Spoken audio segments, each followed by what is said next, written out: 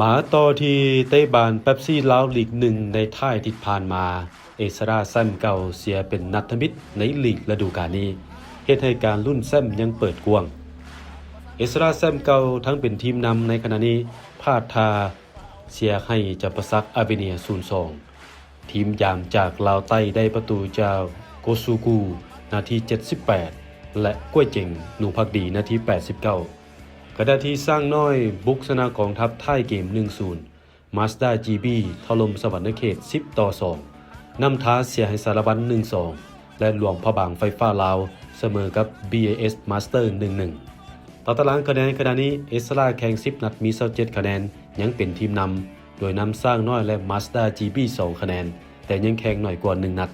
ส่วนกองทัพและจำปาสักอาเวเนียมี16คะแนนเท่ากันสารวัตรมี13คะแนนนำทา12คะแนนรวงพระบาง10คะแนน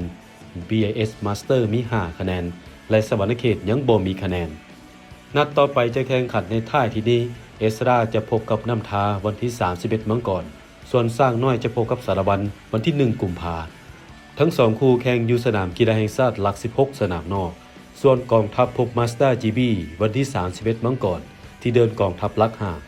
หลวงพระบางพบจำปาสักอาเบเนียที่สนามกีฬากลางแขวงหลวงพระบางวันที่1กุมภา